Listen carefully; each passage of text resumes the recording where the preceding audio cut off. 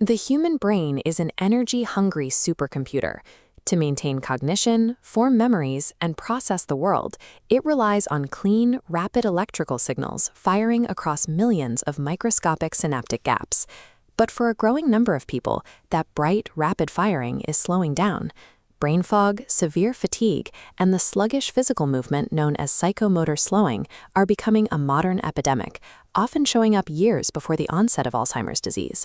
We often assume cognitive decay is an unavoidable side effect of getting older, a slow rusting of the mind dictated strictly by our genetics. Functional medicine suggests a different mechanism.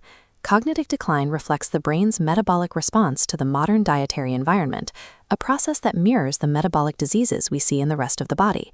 Researchers have identified a form of insulin resistance that occurs locally within the neural tissue. This can happen in patients who show no signs of diabetes in the rest of their body. This biochemical overlap is so prominent that the scientific community is increasingly reclassifying Alzheimer's disease and severe cognitive decay under a specific name, type 3 diabetes.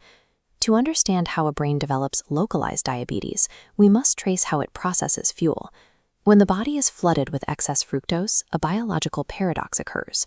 Instead of providing cellular energy, processing that heavy load of fructose acts as a sink, consuming the body's energy currency, known as ATP. This biochemical flowchart maps the resulting shift. When excess glucose enters the system, the high sugar levels trigger an enzyme called aldose reductase, forcing the cell into a destructive metabolic detour. That enzyme converts the incoming glucose into a sugar alcohol called sorbitol. Because the system is overloaded, that sorbitol multiplies and accumulates within the cells of the nervous system.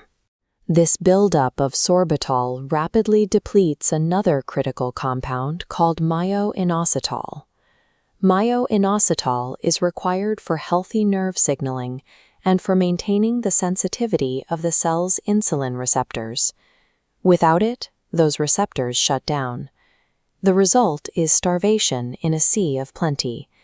The brain is floating in glucose, but because it is now locally insulin resistant, the neurons are unable to absorb the fuel surrounding them. Unable to feed themselves, the cells fall into a state of severe oxidative stress. The cellular engines misfire, damaging the proteins, fats, and DNA that make up the neural tissue. Oxidative stress occurs when there's a severe imbalance between the production of damaging reactive oxygen species and the brain's built-in antioxidant capacity to repair that damage. As this illustration of a root system shows, oxidative stress establishes a foundational baseline of damage that spreads through the brain's internal architecture. The localized starvation and stress trigger chronic neuroinflammation. In response, the immune system releases inflammatory cytokines that infiltrate the basal ganglia, the subcortical source of dopamine and the brain's chemical control center. With the control center compromised, the brain's internal cleaning mechanisms fail. Waste products, specifically amyloid beta deposits and tau tangles, begin to accumulate. They form a sticky, toxic plaque that physically coats the neurons and suffocates the electrical synapses. When a patient experiences depression, severe psychomotor slowing, or profound memory loss, those symptoms are the physical results of this metabolic plaque clogging the brain's pathways. Because we can map this decay to specific metabolic pathways, clinicians can actively intervene. The Bredesen precision medicine approach demonstrates that by targeting these metabolic changes early in the disease process, cognitive scores stabilize and improve. The immediate step is bypassing the broken insulin receptors.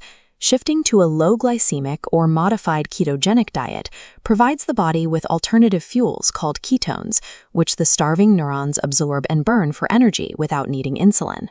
Synchronizing the master clock in the brain with peripheral clocks in the liver and fat cells, a process called circadian cycling, optimizes how the body manages energy throughout the day.